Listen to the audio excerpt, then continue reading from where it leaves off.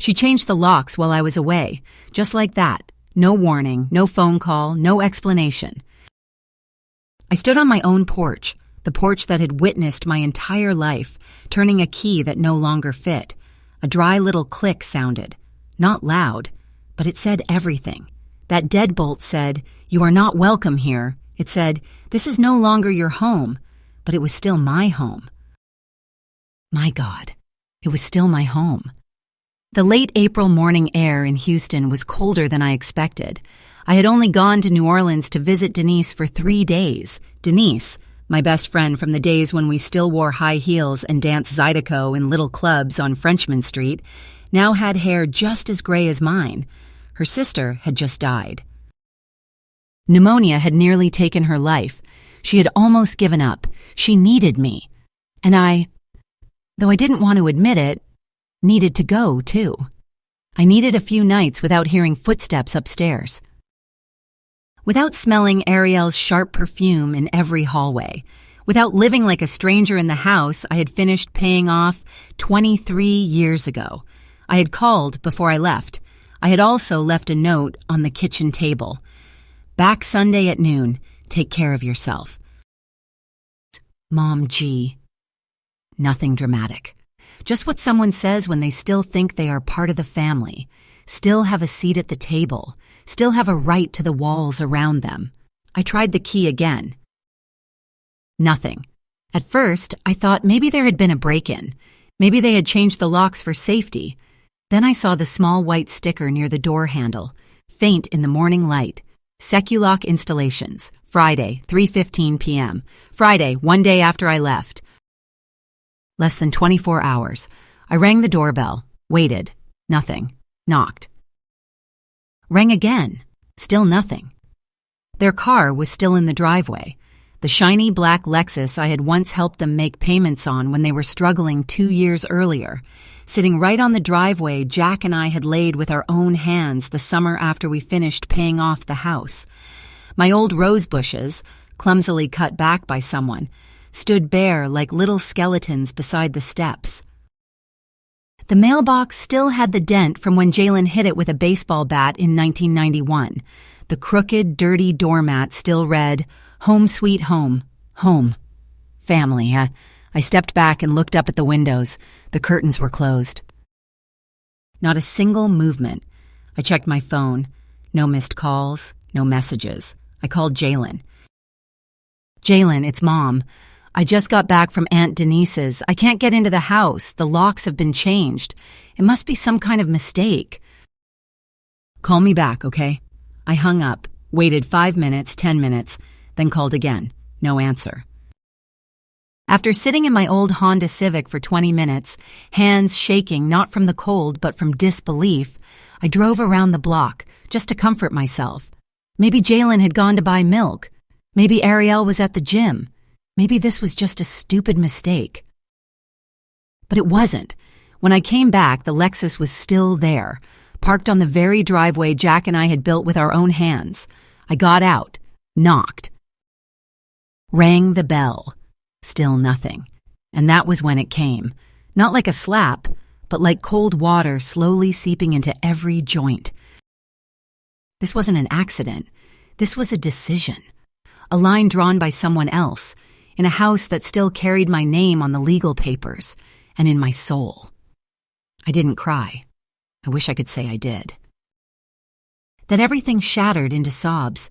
But no, I just stood there, letting the pain settle like dust, then went back to my car. I parked 2 blocks away, not knowing where to go. Denise was in New Orleans, 2 hours away. I didn't want to call. I didn't want to hear someone say, "You have to fight," or worse, "I told you so." I needed time to think. That night, I slept in the driver's seat. Or tried to. My knees stiff, my neck aching. My bladder woke me at 2 a.m, and I had to find a 24-hour gas station just to use the restroom. I bought a cup of coffee I didn't even want, just so I wouldn't feel like a beggar. The cashier, probably younger than my grandchild, smiled at me. I almost cried, just because someone saw me. I thought about the nights when Jalen was little and had asthma. The nights I stayed awake counting every breath, my hand on his tiny chest to make sure it was still rising and falling. The days I skipped meals so he could have lunch money at school, and now I was sleeping in my car, and my son, in my house, knew I was out there and chose silence. At 6 a.m, I drove back near the house. The sky was pink and purple. Dew lay on the grass. The lights inside were on. I watched through the windshield as Ariel stepped out onto the porch in her silk robe, sipping from the mug I had given her last Christmas. The mug that said, Queen Bee. She glanced at the lawn. Then went back inside, and that was enough. Not anger, not sadness, just finality. And clarity. I drove away without touching my phone, but I already knew what I was going to do. The house was never big. 3 bedrooms, 1.5 baths, low ceilings, popcorn-textured walls I never got around to scraping. But it held more life than any mansion I'd ever seen. Jack and I bought it in 1974, barely enough for the down payment, a baby in our arms, avocado green kitchen, a bathtub with rust stains. But the backyard faced west, and the maple tree out front burned gold every fall. That was enough. Jack died on that very porch. Not a metaphor. One Tuesday morning, his second cup of coffee, the Tribune folded on his lap, not yet 9 a.m. I stepped out with toast and his reading glasses. By the time I realized something was wrong, it was already too late. 12 years now. At first, I thought Jalen would visit more. For a while, he did. Dinner every few weeks, then came the promotion, the long commute. The change in his voice. Hi, Mom. Just calling to see how you are. Always rushed. Then silence. Then came Ariel. Jalen married her 3 years after Jack died. Sharp cheekbones, sharper words, branding industry, where they teach people how to look expensive. She hated this house. Said the kitchen was cramped. Said the floors creaked. Said it smelled like old fabric. She meant me. They moved in temporarily, a few weeks. A few months. I believed them. They arrived. My wedding album was shoved into a closet. The coffee maker was replaced. Milk was banned. My name disappeared. I became a guest. Then Denise called. I left. And they changed the locks. I raised Jalen in that house, his first steps, every thunderstorm he was afraid of, every freckle I kissed goodnight. Jack used to say, he loves what we give him. Now I understand. And I will not cry anymore. I will take my house back. If you think this is just a mother being kicked out of her home, then what comes next will make you think again. In the next part, I don't knock on the door anymore. I knock on the truth. Don't miss it. The locksmith's name was Leon Dupree, but everyone called him Sonny. Years ago, he had come to fix the screen door at my house. A short man who always wore suspenders and smelled of pipe tobacco, even after he said he'd quit. Jack liked him. Jack always had a good eye for people. He said Sonny charged fair prices, did his work properly, and most importantly, never asked unnecessary questions. And that was exactly what I needed right now. I found his number in my old address book, scribbled at the bottom of a page wedged between Linda, muffin recipe, and Dr. Cohen at retired. I honestly didn't think he was still working. I didn't think he'd even pick up. But he did. Sonny here. I froze for a beat, as if just hearing his voice pulled me back into another time. Hello. This is Gloria Carmichael. There was silence on the line, then a warm, slightly raspy laugh. Oh my God, how's Jack? I swallowed. He passed 12 years ago. Sonny was quiet for a long time. I could hear the breathing of a man who had once stood in my home, shaken my husband's hand, and was now trying to set his regret down gently. I'm sorry. He was a good man. He was, I said, trying to keep my voice steady. Could you help me with something? What do you need? I swallowed again. This time not from emotion, but because I knew I was about to say something no mother should ever have to say about her own home. I need the locks changed. Sonny didn't ask why. He didn't ask who did it. He didn't ask what happened. He only asked one thing, very practical. When? Today. Early. I'll be there at 7. I gave him the address. I didn't say my house. I didn't say my home. I just read the address. I didn't need to. Both of us understood. That house had always been mine. I parked 3 blocks away and walked up, arriving just before 7. The morning air was clean. The grass was still wet with dew. My knees ached, the familiar pain of age when the weather shifts. But I stood tall. Sonny was already waiting on the porch, toolbox in hand. He looked at the new door handle and nodded. "Looks different," he said, not amused, not mocking. "Not your style." "No," I replied. He didn't smile. Didn't comfort me. Didn't comment. He just bent down and got to work, the way people do when they understand that some stories only hurt more when spoken aloud. I stood beside him, arms crossed, watching him remove the shiny modern hardware, clean to the point of being soulless, the kind of clean Ariel liked, the kind that made everything look like a showroom, but never like a home. Then Sonny replaced it with a solid brass deadbolt. Heavy, sure, something that felt like it had memory. When he finished, he handed me 2 new keys. "You want a third one?" I looked at the 2 keys in my palm. Just 2, yet they felt as heavy as a lifetime. No. 2 is enough. Sonny packed up his tools. Before leaving, he looked at me, something strange in his eyes, somewhere between curiosity and respect. "You okay, Gloria?" I met his gaze. "I am now." He nodded once and walked back to his truck. At 7:32, I unlocked the front door and stepped into my house. The smell was different. Lavender detergent, floral air freshener, something expensive people use to cover life, the way you spread a new tablecloth over a table already scarred by knives. My photos were still gone from the sideboard.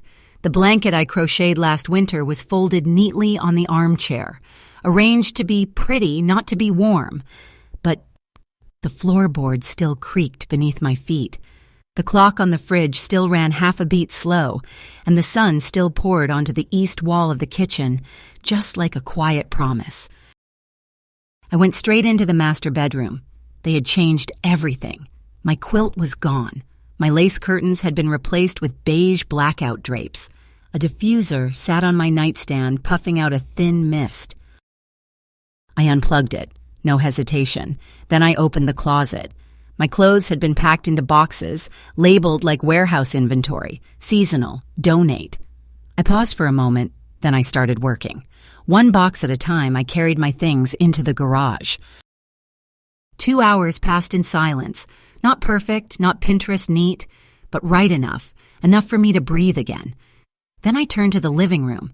Ariel's shoes were lined up against the wall like little soldiers. Her monogrammed leather suitcases sat at the foot of the bed. Her silk robe hung from the door, light as if it didn't even know what it had just passed through. I carried each item out to the lawn. I didn't throw, I didn't toss. I didn't make a show of it. I placed. Folded where things needed folding, arranged everything neatly along the edge of the porch, like a silent display. By the time I finished, the sun was higher. A jogger passed by, slowed down, raised an eyebrow. I gave a small wave. He waved back. I went inside, brewed tea, my tea, from the box I kept hidden behind the cereal, sat at the kitchen table, steam rising from the cup, and waited. There's something I want you to understand before this story goes any further. I didn't do this because I like conflict. I didn't do it because I hate my son. I did it because sometimes, if you don't rebuild your boundaries, you lose yourself, a little by little. It doesn't happen in a single day. It happens every time you stay quiet to keep the peace. Every time you step aside to avoid tension. Every time you tell yourself, "I'm old, I'll let it go."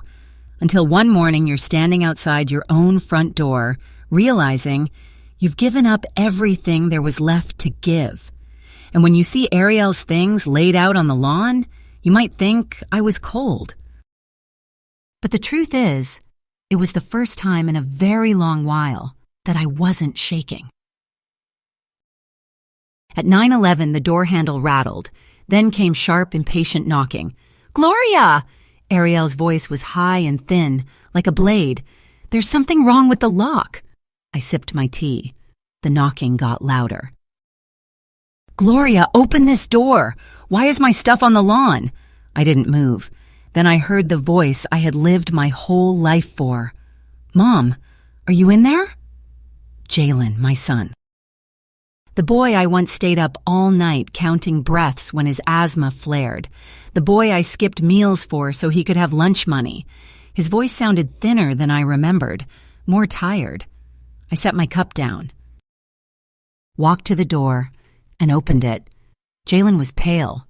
Ariel was flushed. I looked at them, then at the bags. "They're not on the lawn," I said softly. "They're on my lawn." "Gloria," Ariel began, as if this were a meeting and she held the agenda. "This is completely unacceptable." I looked at her, long and level. "So is changing the locks on someone else's house." "That was a misunderstanding," Jalen said quickly, stepping forward. "No," I said. "It wasn't." Jalen stopped, looking at me as if he were really seeing me for the first time. "You locked your mother out of her own home," I said. "You didn't call. You didn't warn me. You left me out there like a stray animal." Silence. I turned to Ariel. "And you," I said evenly, "planned it days in advance." Ariel pressed her lips together. "I didn't think you'd make such a big deal about it," she muttered. "I'm not making a big deal," I replied. "This isn't drama. This is a boundary." Jalen reached for the doorknob. I stepped aside, but I stayed in the doorway, exactly where I belonged. "You can come in," I said, "and take whatever you need." Jalen stared at me. "You're serious?" I have never been more serious. They stood there for a moment. No one spoke, but their faces said everything. Ariel looked like someone who had bitten into something bitter she hadn't expected. Jalen looked worse, not angry, confused. As if the ground beneath him had shifted an inch, just enough to make everything inside him wobble. "Mom," Jalen said quietly, "you're overreacting." I nodded slowly, letting the words hang between us. "That's the word you're using." Jalen blinked. "You locked me out of my own house." "Not a word, not a call," I said, slow and clear. "You didn't forget. You didn't misunderstand. You changed the locks and you didn't think I'd come back." That's exactly what it is." I didn't shout. I didn't need to. I slept in my car all night. I'm 74 years old. I had to use a gas station bathroom and drink coffee from a vending machine. Jalen looked down. I couldn't tell if it was guilt or discomfort. But he didn't argue. Beside him, Ariel shifted, her voice flat, like she was explaining a process error. "I didn't think you'd come back so soon. You said Sunday, but you didn't say when." "I said noon," I replied. Ariel shrugged, the kind of shrug that pretends it's justification. As if locking a woman out of her own home was just a scheduling issue. I stepped back so they could enter, but I didn't yield the way I used to. "You can come in now. Take what you need." "Where are we supposed to go?" Jalen asked. I raised an eyebrow. "You didn't seem concerned about where I slept." "That's not the same," Jalen snapped, his voice finally cracking. "No," I said. "It's exactly the same. You had this place until Friday, when you had someone erase me from it. That's not fair." "No," I said calmly. "It isn't." Jalen hesitated. "Mom, you don't—" 15 minutes, I said. They walked past me in silence. Ariel moved fast, her heels clicking against the wood floor like gunshots. She went straight upstairs, opened the closet, and started stuffing clothes into her suitcase. I watched the way she folded her silk robe like a hotel employee. Mechanical, cold, not looking around, not a trace of shame. Jalen lingered in the hallway, exhausted. I just don't understand why you're being so rigid. I turned to him slowly. You don't understand why I don't want people who betrayed me living in my house anymore. Jalen opened his mouth, then closed it. I continued, still not raising my voice. I took you in when you were struggling. I gave you space. I gave you warmth. I met his eyes. And you gave me silence and exclusion. Jalen rubbed his forehead. I asked gently, but without backing down, do you remember how many times you said you didn't feel like yourself anymore? Like you were disappearing in your own home? Jalen didn't answer. Do you know how many of my things I found in the garage labeled donate in your wife's handwriting? Still nothing. You said nothing, Jalen. Over and over. That silence was your choice. The next minutes passed in the sound of zippers, clumsy shuffling, and a thick, heavy quiet. Ariel packed like she was dismantling an exhibit. Makeup bags, diffuser, supplement boxes. Everything handled like display pieces. They came down the stairs, each pulling a suitcase. I'll send someone to get the rest, Ariel said. No, I replied. You'll call. We'll schedule it. I'll be here when it happens. You don't trust us? Jalen asked, looking at me as if the answer would decide something final. No, not anymore, I said plainly. Ariel stepped outside. Jalen lingered in the doorway, turning back as if grasping for some moral ground. This isn't how families treat each other. I looked at him for a long time. No, I said gently. It isn't. Then I closed the door. Not slammed, not shoved, not retaliating with anger. I simply closed it, like closing a chapter that had lasted far too long. I walked slowly through the house, not to inspect, but to feel. The silence was different now, not tense, not tiptoeing. Not silence born of fear. It was quiet. I made another cup of tea, opened the window. The wind came in. The house still smelled of lavender, but now it smelled like me again, too. At 11, my phone rang. Jalen. I let it ring, let it go to voicemail. Then a text arrived. Can we talk later? I'm trying to understand everything. It all happened so fast. I didn't reply. Because it didn't happen fast. It happened slowly, over years. Over thousands of small moments where I shrank myself to keep the peace, a peace that never truly existed. Now the peace was real. It had been paid for, and I wasn't giving it up.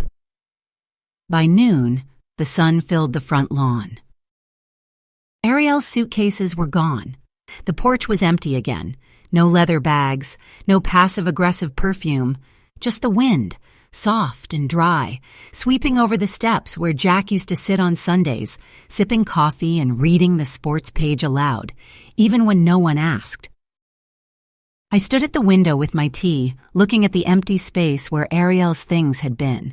The grass was slightly pressed down, a temporary bruise. Nothing that wouldn't spring back by morning. That's something people don't tell you about houses. They remember. They remember where your baby's crib once stood, where the Christmas tree leaned slightly to the left every year, where Jack put his keys no matter how many times I changed the hook. They also remember the silence. The cold shoulders, the months when your voice didn't travel through the walls because no one wanted to hear it, but they welcome you back. If you return with your spine straight and your dignity intact. I sat at the dining table, alone for the first time in weeks, and I didn't feel lonely. I felt present. It took me less than an hour to return the kitchen to my rhythm, the kettle back in its place, the cookbook open to the dog-eared page. The jar of pickles I kept hidden behind the cleaners returned to its rightful spot in the fridge. I lit the cinnamon candle Denise had given me for my birthday. Ariel used to say it smelled like an airport lounge. I left it burning. I liked it. Around 2 p.m, I pulled the document box out from under the bed, the one Ariel had never dared touch. Inside was 50 years of what mattered, the paid-off mortgage, Jack's death certificate, Jalen's birth certificate, and a folder labeled legal. I flipped through until I found what I needed. The deed, still in my name, only my name. There was a deep satisfaction in seeing that, like a small, quiet yes from the universe, right when you need it most. My phone buzzed again. Jalen. Mom, I think we should talk soon. Things are tense, but maybe we can work this out. I still didn't answer. Instead, I opened my contacts and searched for a name I hadn't called in years. Roderick S. Phelps, my lawyer. And as my finger hovered over the call button, I realized some conversations shouldn't begin with "I'm sorry." They should begin with paperwork. Roderick S. Phelps's office was exactly the way I remembered it. The smell of leather, the smell of printing ink, and that stale, old-world air of places people go to finalize fate with paperwork. Nothing flashy. Just wall-to-wall bookshelves packed tight, file folders with worn corners, and a wall clock that ran exactly 1 second slow. Like this place didn't rush to keep up with life, but forced life to slow down so everything could be said clearly. I sat down on the same sofa I had sat on 12 years earlier, after Jack's funeral. Same spot. Same angle. The only difference was that back then, I was shaking because I'd lost my husband today. I was shaking because I'd just watched my son choose silence and his wife choose power. My hands were locked together on my lap, not to beg, but to keep myself from falling apart. The inner door opened. Roderick stepped out in his familiar suit, not expensive, slightly wrinkled, but pressed so neatly you could tell the man wearing it respected the work, respected the client, and respected boundaries. His hair was thinner, his glasses were thicker, but his eyes were still as sharp as ever, the way he could look straight through words to see what someone was hiding underneath. "Gloria," he said, holding out his hand. "It's been a long time." "It has," I said, shaking his hand, trying not to let my palm feel too cold. He gave a small nod. "Let's talk." I told him everything, slowly, carefully. No exaggeration, no performance. Just the truth, the kind of truth that's dry but heavy as stone. I told him about the new lock, about the Seculock installation sticker, about the night I slept in the driver's seat of my Honda Civic, about the gas station at 2 a.m, about the cup of coffee I bought just so I wouldn't feel like a beggar. I told him how I called Jalen. The voicemail, the silence, and the way Ariel stepped onto the porch in her silk robe, sipping from that queen bee mug as if I were something that didn't exist. Roderick listened without interrupting. He didn't nod too much, didn't jump in with, "Oh, the poor thing," didn't judge. He just listened. When I finished, he leaned back and exhaled through his nose like someone who had heard this story before, but still felt disgusted every time life repeated it. "You're not the first," he said quietly. "A lot of older clients let family move in and then suddenly find themselves pushed out. But you may be the first one to fight back before it's too late." I looked at him. My voice didn't shake the way it had when I first walked in. "I don't want anger," I said. "I just want clarity. I want to protect the house. I want to update the paperwork. I want to make sure I'm never put in that situation again." Roderick nodded, slow and firm. "We'll revise your will, lock down the assets, set up power of attorney with someone you truly trust." I answered immediately, without hesitation. "That person will be my bank manager." "Not my son," he simply said. "No problem." Then he pulled out a stack of papers, laid them neatly on the desk like laying the foundation of a wall. "I'll prepare a draft, and I'll include a notice letter for Jalen, for both of them." I hesitated for a moment, not out of fear, but because I wanted the right tone. "I want it quiet." "Not threatening, just the truth. They need to know I'm done." Roderick nodded again. "I understand." When I left his office, the sky had turned honey gold. The April sun melted over the city like a quiet apology, the kind of apology life never says out loud, but you can still feel it trying. On the way home, I stopped at the grocery store. I bought real butter, the kind Jack always liked. I bought the jam Jack loved, though now I would be the one eating it alone. I bought tulips, even though I knew they never lasted long this time of year. But I bought them anyway, just because I wanted something fresh inside my house. That night, I ate dinner at the dining table with the radio playing softly. No one criticized the meal. No one opened my mail without asking. No one asked whether I had considered repainting the kitchen. Something more neutral. I went to bed with the window cracked just enough to hear the wind. My phone buzzed once right before I fell asleep. Jalen. Still hoping we can talk soon. I stared at that line for a while. Then I set the phone down. I didn't respond. Not yet. Maybe not ever. I didn't tell Denise right away. Not because I was hiding it, but because I needed to feel it first. I needed to live inside this new silence, to make sure it wouldn't come back and bite me again. I walked from one end of the house to the other without anyone sighing behind my back. I toasted bread at 6 a.m. without feeling guilty about the pop of the toaster. I stepped on the wood floor without worrying the creak would annoy someone. 2 days later, I called. Denise picked up on the first ring. "How is it?" she asked. No long greeting. Just that one word stretched out with the exact worry of a friend who already knows a storm is coming. I said it plainly. "They're gone." A beat of silence. "Gone where?" "Don't know." "Don't care." Denise made a sound halfway between relief and disbelief. "You actually did it." "Yeah. You changed the locks back." "That's right. You put that girl's stuff out on the lawn. Every pair of expensive shoes." "Oh my God," Denise whispered. Then she said something that tightened my throat too fast. "Finally, you stopped asking permission to be the owner of your own life." I didn't answer right away. I was afraid if I spoke, my voice would break. Denise softened. "Do you want me to come?" "No," I said. "I need to be here alone for a while." She understood. Of course she did.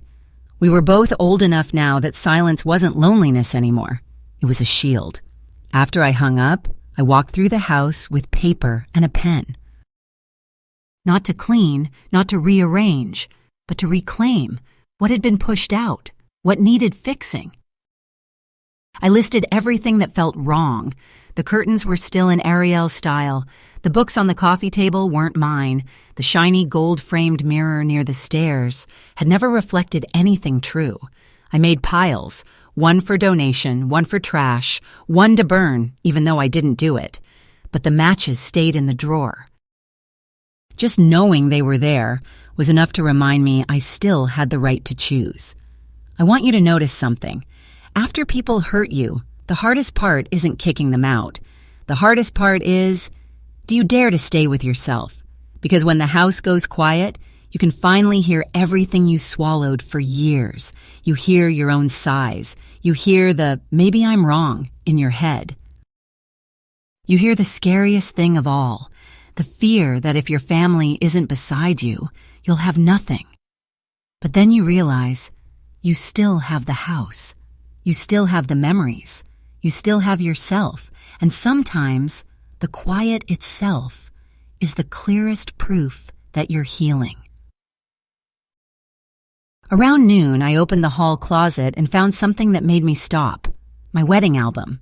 It was still in a box, stuffed under a pile of neutral, decorative pillows, as if my memories were something to hide for the sake of aesthetics. I had almost forgotten what it looked like. I pulled it out and sat cross-legged on the rug. The plastic cover was slightly scratched. The pages smelled like time, dust, paper, and that still air that had been waiting. Jack looked so young. His tie was crooked. My veil wasn't even. We looked nervous, in love, and real to the point of being funny. There was one photo I had always loved. We were laughing, not posed. Jalen was 3, hiding behind my dress. I stared at that one longer than the others. What did I miss? When did the closeness slip away? Was this always destined to become this? Or did I hand them the knife, one small politeness at a time? That evening there was a knock at the door, not hard, not rushed, almost hopeful. I knew who it was before I even stood up. Jalen, alone, no Ariel. He stood there in a jacket too thin for the weather, holding a paper bag. I opened the door, but I didn't invite him in. "Hi, Mom." "Hi." He lifted the bag like proof that he had tried. "I brought the lemon cakes you like from Carmichael's. They're fresh." I didn't reach for it. "You think sweets will fix this?" I asked, my voice still calm. Jalen winced. "No, I just thought, I don't know, maybe it's a start." He pushed the bag a little closer. I still didn't take it. The paper bag hung between us like a peace offering carved out of guilt. "I didn't know Ariel was going to lock you out," he said. "Not until after." I looked at him without blinking. "Then why didn't you stop it?" He swallowed. I don't know." I let the silence stretch. Then he added, like he was confessing against himself without realizing it, "Ariel said you'd overreact." I tilted my head. "And you believed her?" Jalen looked down at the porch step. "Ariel isn't a bad person," he said weakly. "Maybe not," I replied. "But she treated your mother badly, and you let her." "I didn't mean to." I gave a small nod. "And you didn't mean to not do it." He looked up, finally meeting my eyes. "I want to fix it." "No," I said softly. "You want to feel better. Those aren't the same thing." His face tightened. "That's not fair." I didn't change my tone. "It's true." He stood there, wind tugging at his jacket, the paper bag rustling. "I'm not angry anymore," I said. "I'm clear." Jalen exhaled. "That's worse for me. I know." I stepped back half a step, not to shut the door immediately, just to put the boundary in the right place. "If you want to talk, really talk, it won't be today. Not like this. Not with lemon cake and an apology you rehearsed in the car." Jalen nodded very slightly. "But you don't live here anymore, Jalen," I continued slowly, "and you can't show up like you still do." "I understand. I hope you do." He turned away. I didn't stop him. The lemon cakes sat on the porch for another hour before I brought them inside. I didn't throw them away, but I didn't eat them either. The next morning, I woke up before sunrise. Not from anxiety, not from noise, just from relief. A kind of quiet rest I hadn't known in months, maybe years. I sat at the kitchen table with tea, watching the steam curl upward in thin spirals, listening to sounds I used to take for granted, the ticking clock, the heater clicking on, a bird tapping at the window, confused by its own reflection. I breathed, then I started working. Not frenzied, not the kind of cleaning meant to erase memory. Slower, intentional, one drawer at a time. One cabinet, one closet. Behind the hallway shelf, I found the old address book again. Names crossed out, birthdays circled, and one page with Jack's handwriting. Don't forget, Glow. Car inspection due in April. Date, 1997. I kept it.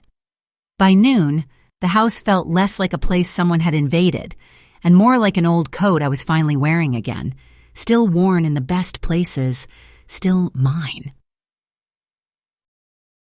The doorbell rang around 1 o'clock. Not Jalen, a delivery person, a large box. No sender address I recognized. I signed, carried it inside, opened it. Inside was a white envelope and a sticky note. "I'm sorry. A." There were 2 things in the box. First, the crocheted blanket I made 3 winters ago. Ariel had taken it, saying it matched her decor better.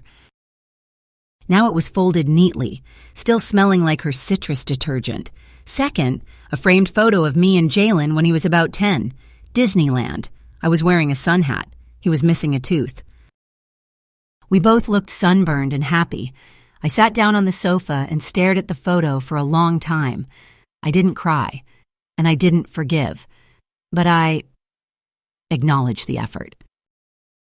That mattered. That night I called Denise and told her about the package. "She's trying to make peace," Denise said. "She's trying to rewrite the ending," I replied. Denise let out a knowing little, You're the one holding the pen. That night, I began drafting my new will, not out of hatred, out of clarity. The house had always been with me, but now it would stay with me in writing, protected from sweet words and slow betrayals, the kind of betrayal that doesn't come with fists, but with silence and erasure. I didn't cut Jalen out of the will. I didn't do it out of spite, but I changed the terms. The house was no longer something he was entitled to. It was something he could be given, if he proved he understood what it meant to me. If not, it would go somewhere else. Maybe to the shelter where I volunteered. Maybe to the church that helped Denise through her sister's illness. Maybe to someone who would see the house for what it truly was, a place built with love, not entitlement. Roderick reviewed the paperwork and nodded. "You'll be surprised," he said. "Most people wait until it's too late to take their lives back." "I've waited long enough," I replied. He nodded. "Do you want to add a letter?" I thought for a beat. "No. I think they've heard enough from me." The next few days passed without incident. No calls, no knocking, just silence. But this silence was clean. I found myself humming while I swept the porch. I caught better light in the mirror when I put on earrings. I went into the yard and trimmed the rose bushes the right way I always had, before someone told me I was doing it wrong. A neighbor waved. "You're up early." "Trying to beat the frost," I said. He laughed. "Nice to see you around here more." "Me too. Freedom isn't loud, it isn't flashy, it isn't a parade, it's just a quiet yes inside my chest. A stillness in my bones. That evening, I sat on the porch reading. The sun sank behind the rooftops. I pulled the crocheted blanket over my knees, mine again, and turned the page slowly. Then I looked up just in time to see a car rolling slowly past the house. Jalen's car. He didn't stop, didn't park. He just looked. I looked back. And then I turned the page. I didn't hear from Jalen for a full week. Then 2. No calls. And I wasn't sitting by the phone waiting. I'm too old for that kind of waiting for someone else to decide whether I'm worth remembering. But I still noticed the absence, the quiet. Only this time, it didn't hurt anymore. It simply confirmed what I had known for a long time. When people get used to receiving, an offer to rebuild often sounds like too much work. People choose the easier road, turn away, go silent, pretend nothing ever happened, so I lived. I trimmed the hedges, cleaned out the hallway closet I'd ignored for months. I gathered a box of old scarves, the ones I no longer wore, sent them to Denise with a little note. Too many necks for one woman. Denise called immediately, laughing so hard I could even hear her gasping on the other end of the line. I sat and watched the birds return to the feeder outside the kitchen window, as if they too had noticed the house could breathe again. I read library books in the afternoon sun.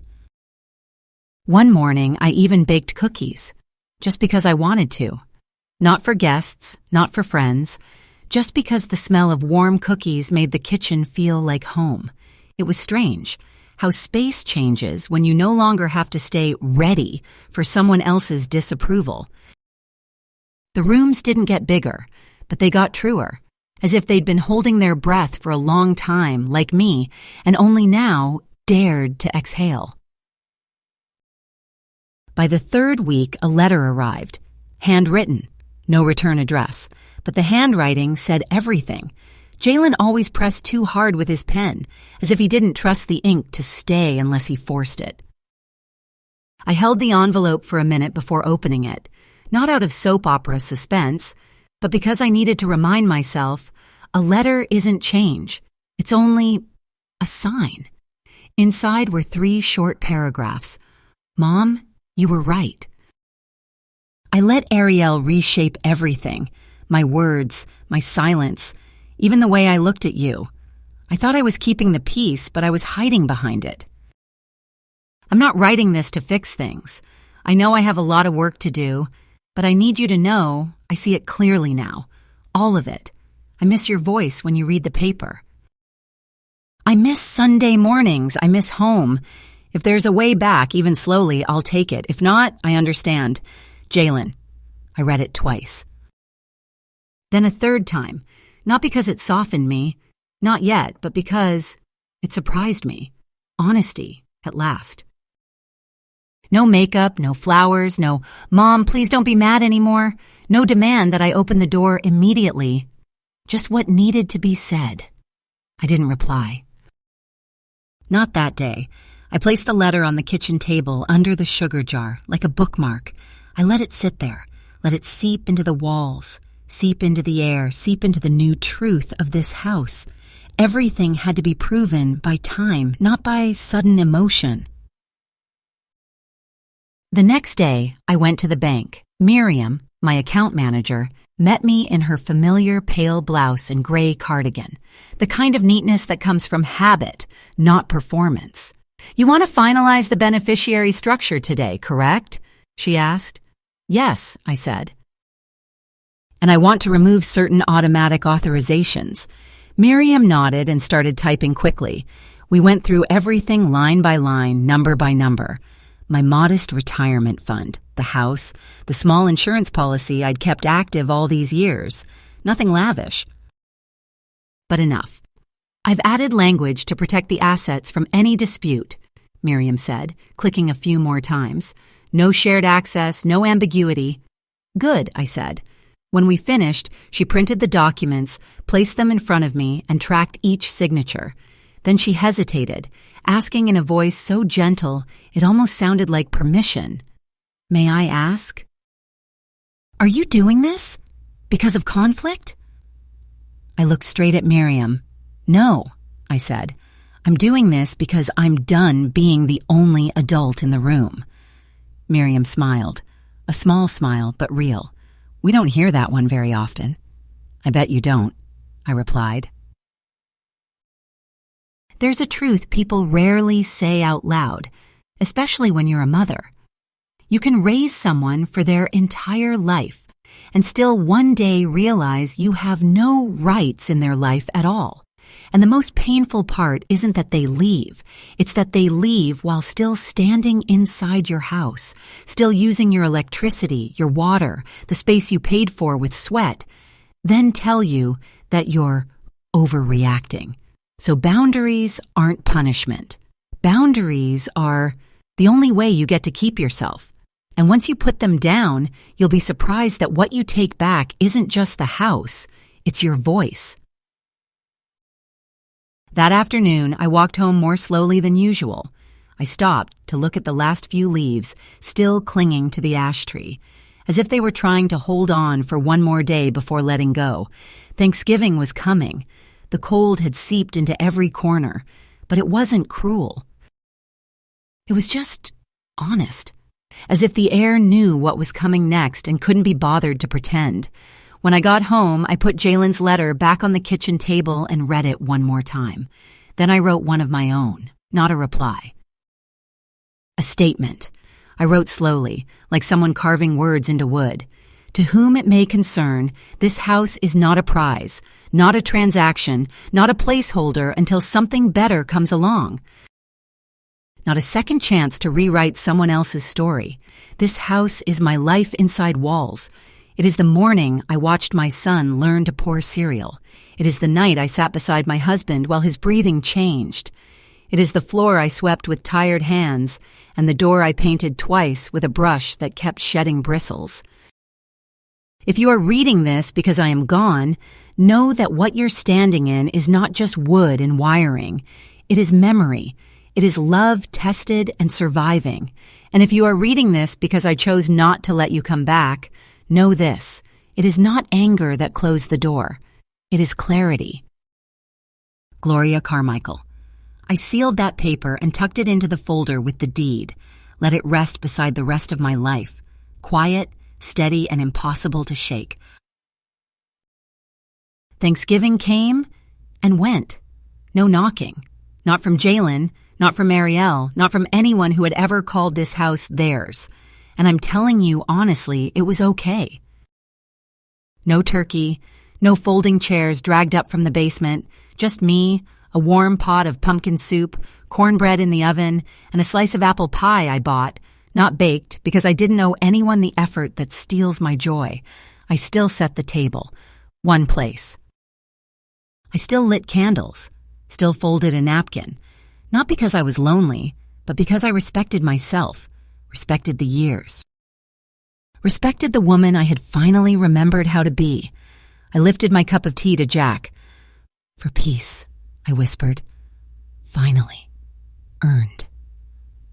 The wind answered by rattling the window just enough to make me smile. The next morning, the mail carrier brought something unexpected. Not a letter, a package, small, brown, no sender name. But the postage stamp said Chicago, Ariel's hometown. I opened it in the kitchen, standing by the sink, not sure what I was expecting.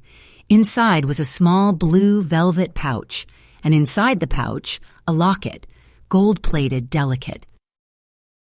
The kind people buy for sentiment more than value. I opened it carefully.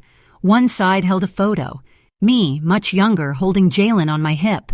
We were both smiling at something outside the frame. The other side was empty. No note, no message, only the locket. I closed it and set it on the table beside the sugar jar, right where Jalen's letter still lay. I didn't cry. But I sat with it. Because that's the thing about gestures. They're only worth what comes after. And silence, no matter how beautiful, still isn't the same as change. That afternoon, I decided to walk down to the lake. Colder than I expected. The wind pricked through my coat like needles, but I didn't turn back. The path was covered in leaves and silence. And that suited me. I sat on the bench where Jack and I used to bring Jalen when he was little. I remembered him chasing geese, slipping and falling into mud, then laughing as if the world would never be harsh. I thought about what it means to be a mother, the cost of it, what it gives, and what it can no longer justify. When I got home, out of habit, I looked at the porch, empty, quiet. And I liked it that way. Inside, the house was exactly as I'd left it. Nothing touched, nothing moved, and that meant everything. The next day, Denise called. "I can't stop thinking about what you said," she told me, "about peace being something you have to fight for." I smiled into the phone. "It's a strange kind of battle." "Yeah," Denise said. "I'm ready for mine now." She told me she'd set a new boundary with her daughter. Finally said no to one more favor, a favor that always ended in debt. "No drama," Denise said, "just different, steadier." "You learned from the best," I teased. "Oh, stop."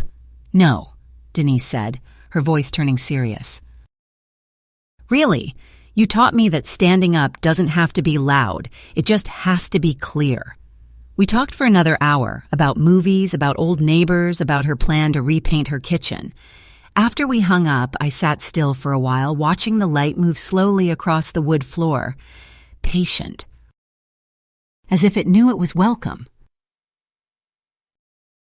That night, I opened the drawer where I keep old letters and photos. I pulled out a picture, Jalen at 12, standing in the driveway with his first bicycle, and I placed it into the empty side of the locket. Not forgiveness, not yet. But something. Maybe one day when he's ready, I'll give it to him. Maybe not. Some things don't have to be passed down. Some things stay with the last person who learned how not to let herself be erased. After that, I went outside and swept the porch just as the streetlights came on. The neighborhood was quiet. The houses glowed from within. You can learn a lot just from the kind of light someone leaves behind. I looked at the light in my own house. Soft, steady, enough, not an invitation, just a sign, I am still here. And I remember everything. It snowed last night. Not much, just enough to cover the porch and soften the edges of the world.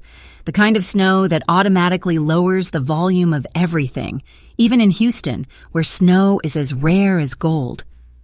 It reminded me of something simple that people often forget. Time keeps moving, no matter who stays, who leaves, or who finally learns what you've known for a very long time.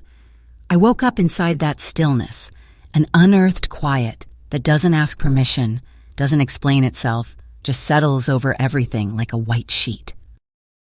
I made tea, drew the curtains, and watched the world turn white. On the front walkway, there was a single line of footprints, not fresh, but also not something I expected. The footprints went from the sidewalk up to the front steps, and then turned back. Someone had come, but they didn't knock. I stood there looking for a long moment, then went back inside. I didn't check a camera. I don't have one. And honestly, I don't want to live that way anymore, staring at a screen to guess what's in someone's heart. I believe in something old-fashioned. If someone truly needs to be let in, they'll wait.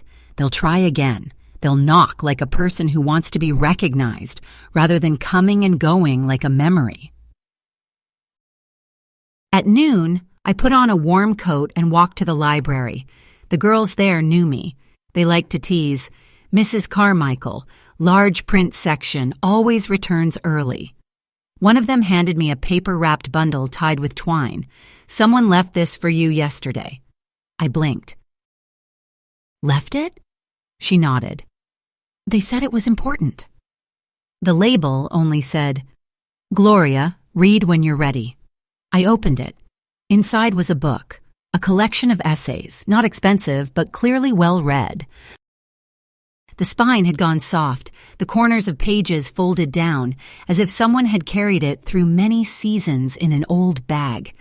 On the very first page, in the top right corner, there was handwriting I recognized immediately, Jalen's. I marked the essays that reminded me of you. I figured if I couldn't find my own right words, maybe someone else had already written them. No signature. Just that. I didn't open the book right there in the library, not because I was afraid, but because I knew I would open it on my terms, inside my kitchen, with a hot cup of tea, with no one watching my face to decide whether I was softening or hardening. I tucked the book under my arm and walked home through the snow. When I got back, I boiled water, set the book beside the chair, sat and stared out the window for a long time. Then I opened it. One essay was circled. Twice. Title, A Mother's Silence is Not Her Consent. I leaned back as if someone had just pulled me up from deep water. Those words rose inside my chest, not like a clever line, but like a truth I had lived through, only I'd never called it by the right name. My phone rang right after sunset, not the call I expected. Denise. I have a question, Denise said, and don't laugh. Ask. Do you want to travel next spring? Travel? I repeated, like the word belonged to other people. There are train tours, national parks, senior discounts, Denise said in one determined breath. You and me, no husbands, no kids, no apologies. I laughed, an actual laugh. Easy, light as snow. You planning an escape for me? No, Denise said. I'm inviting you back into your own life. I laughed out loud. I'll think about it. Don't think too long, Denise said, and hung up like a woman who had just planted a flag on a map.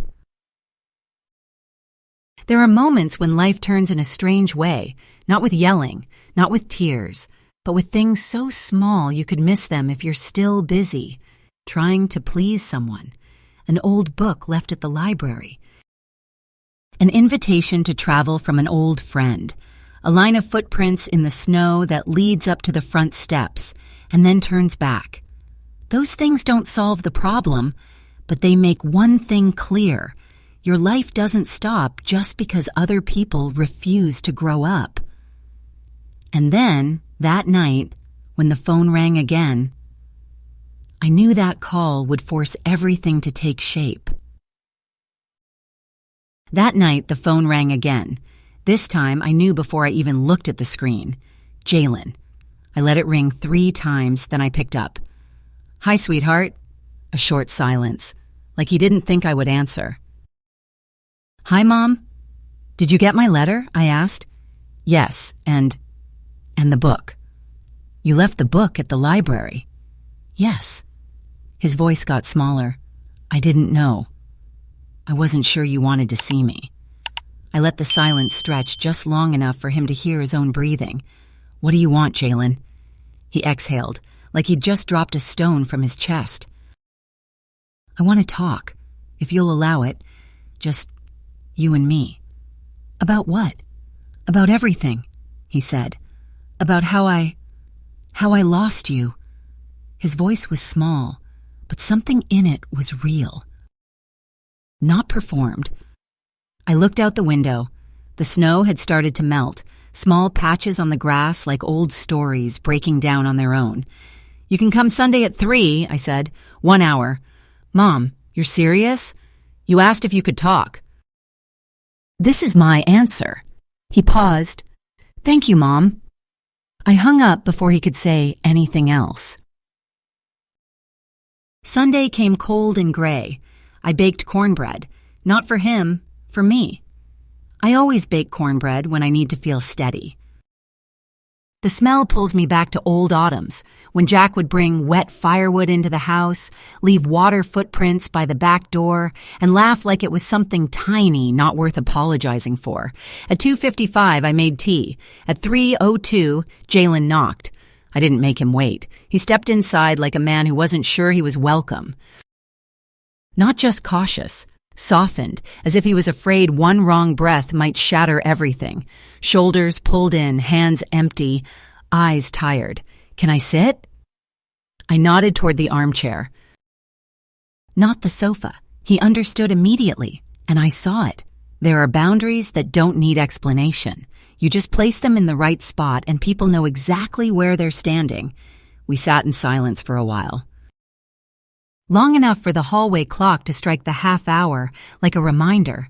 Time keeps moving, whether someone has courage or not. "I've been thinking," he began. "Good," I replied. He didn't smile. "Everything happened, not just because of Ariel, but because of me." He swallowed. "Ariel has strong opinions. She pushes, but I didn't stop her, and that's my fault." I didn't interrupt. I let her convince me to do things, and then I told myself it was easier that way. Then I told myself, you would forgive me. I watched him closely, not the child I raised, not the teenager who slammed doors, not the man in a tux on his wedding day. Just Jalen as he was, flawed, unsteady, and maybe finally honest. "I didn't want to need your house," he continued. I felt ashamed, like I failed. "And so you tried to erase what reminded you the house was mine," I said evenly. He winced. "I didn't think of it that way." "No," I said. "You didn't think at all." A long pause. "I want to fix things," he said. "Fix?" I asked gently. "Or cover it up?" He closed his eyes for a second, like someone had pressed the exact bruise. "You were right to be angry. I'm not angry." He frowned, like he couldn't understand. "I was angry," I said, "but that passed. Now I'm just done letting other people set the terms for my peace." He nodded slowly. I sipped my tea. "You know I changed the will, right?" I looked straight into his eyes. "Yeah." He swallowed. "Did you cut me out?" "No," I said, "but I changed what was automatic." "What does that mean?" "From now on, anything you inherit from me will depend on the relationship we build," I said, clearly, word by word. "Not the one we keep pretending is still intact." His face flushed. But he didn't argue. "I'm not going to live another 10 years just hoping a child remembers where he came from," I said. "If you want back into my life, it starts with truth and boundaries." He opened his mouth like he wanted to speak, then stopped. I waited. Finally, he said very softly, "I think I forgot who you are." "No," I replied. "You assumed I would forget who I am." An hour passed. When he stood to leave, He looked around the room like someone trying to memorize it, as if he feared that if he didn't look long enough, he would lose it again. I don't know if I deserve for you to trust me again. You don't, I said, but I'll let you earn it. He nodded. That's up to you. He opened the door. I'll call soon. If you mean it, I replied, and I closed the door behind him. This time, not like an ending, but like a beginning, just a beginning that wasn't in a hurry. A week passed, then 2 weeks. No call. I didn't sit by the phone waiting. I'm too old for that kind of drama. But I still noticed the absence, the silence. This time, it didn't hurt. It only confirmed what I already knew. So I lived. I trimmed the hedges, cleaned out the hallway closet, sent Denise a box of scarves. I watched the birds return to the feeder. I read library books in the sun. One morning, I baked cookies, just because the scent made this house remember it was a home. That night, I lit a candle by the window, not to invite anyone in, not to welcome, just a light for myself. For the years I have left, for the woman I used to be before the silences, the boxes in the garage, and all the times I shrank myself to make other people comfortable. If you've made it this far, you also know the lesson here isn't about locks, luggage, or late letters. It's about remembering this. You don't owe anyone your erasure, not your son. Not your daughter-in-law. Not a world that keeps asking you to get smaller.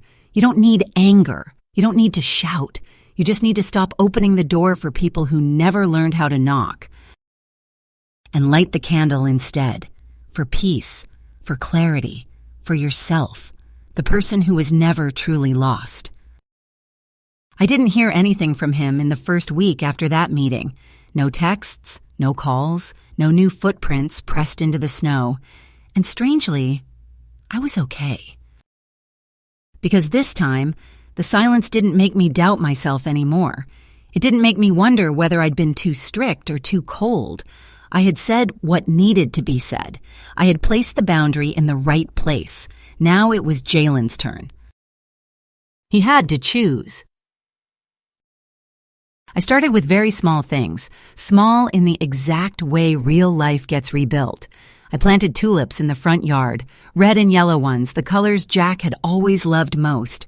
My knees hurt when I knelt down into the soil, but it was the good kind of pain, the kind that reminds you you're still alive. Still planting something, instead of just trying to endure. I joined a book group at the library. That's where I met a woman named Dorothy who lived 2 neighborhoods away. She lost her husband last year. We didn't talk much about grief, not because we were avoiding it, but because we both understood. Some things don't need to be spoken to be real. Sometimes it's enough to sit beside each other with coffee and a book. Then one afternoon, Denise called again. Have you thought about the trip? I looked out the window.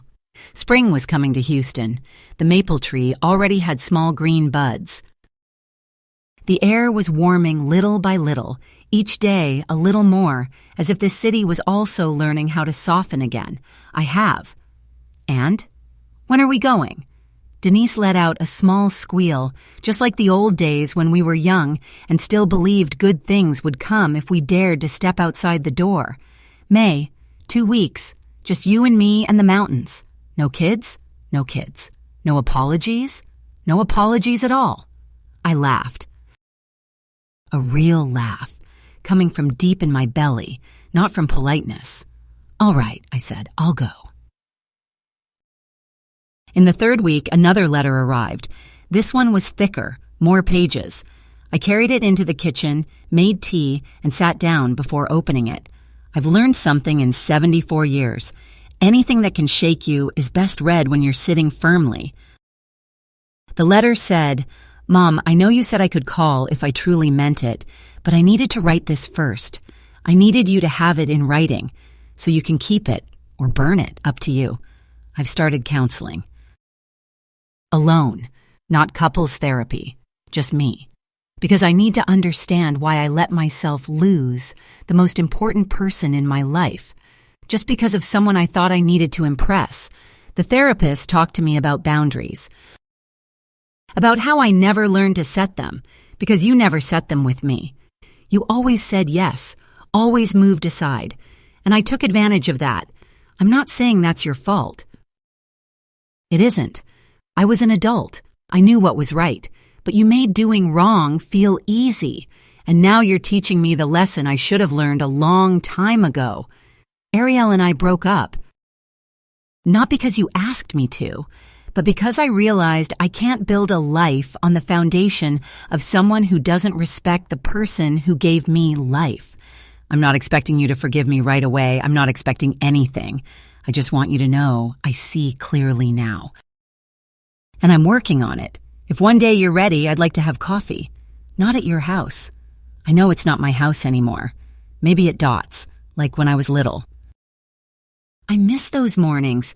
You with butter cookies, me with hot chocolate. Before I decided I was too grown to sit with you in public. I'm sorry, Mom.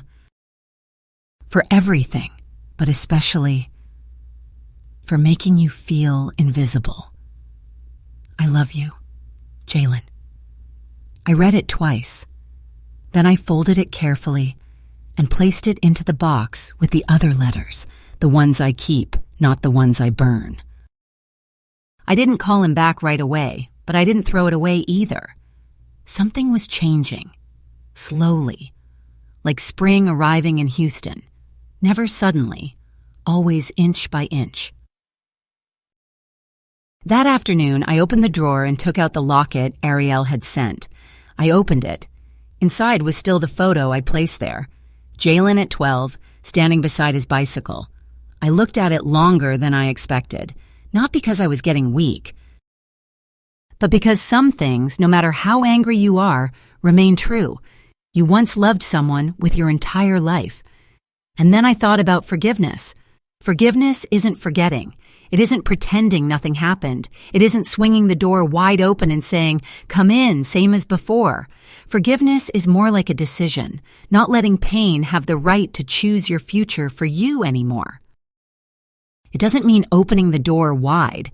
It only means stopping the deadbolt, leaving a crack, a possibility, if he does the work. If he proves it, if. I closed the locket. I placed it into a small envelope. I wrote his name on it, Jalen. No note, just the locket. I would give it to him one day, maybe at Dot's, over a cup of coffee. Maybe. The night before I left with Denise, I walked through the house once, slowly. Not because I was afraid it would change, but to remember why I fought for it.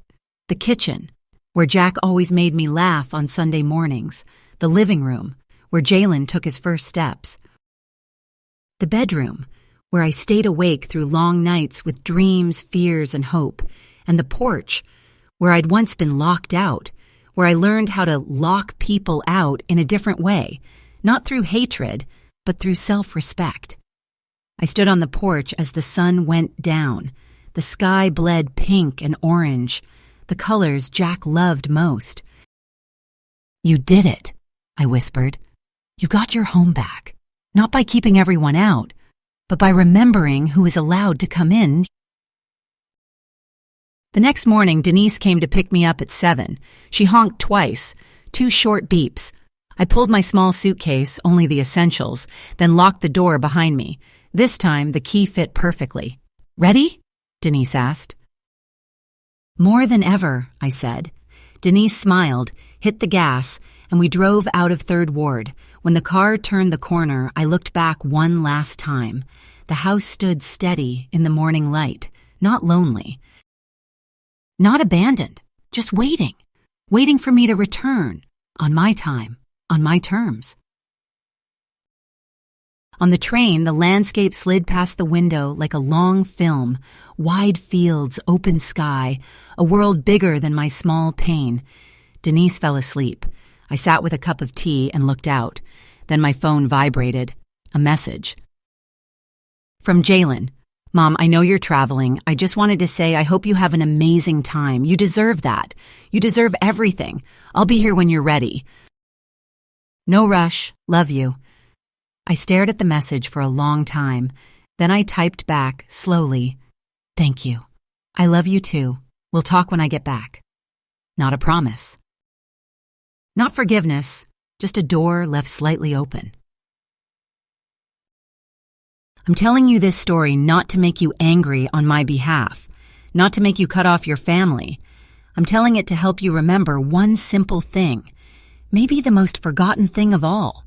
You are allowed to take up space. You are allowed to say no. You are allowed to change the locks on a door that has your name on it. If you are an older person who feels invisible in your own home, take this as a sign. Those signs can look like your belongings disappearing without anyone asking you, your mail being opened, decisions about your home being made without you, feeling like a guest in your own space, apologizing just for existing. This is not respect. This is elder abuse. And it happens quietly, inside good families, by people who love you. What you can do. Tell someone, a friend, a lawyer, your bank manager, break the silence. Protect your paperwork, your will, your deed, your accounts. Make sure only you control them. Set boundaries. In writing, clearly, without apologizing. Remember, love does not require you to disappear. If someone loves you but erases you, that is not love. I'm 74, gray-haired, knees aching, but I'm still here, and I'm still in the house that carries my name. Not because I fought loudly, but because I stopped disappearing in silence. Sometimes the biggest victory isn't keeping people close. It's knowing when to let them go and lighting a candle for yourself instead. If you want to hear more true stories like this, about boundaries, healing, and how a woman takes her life back, subscribe and turn on notifications. Here, we don't tell stories to be loud. We tell them to wake up.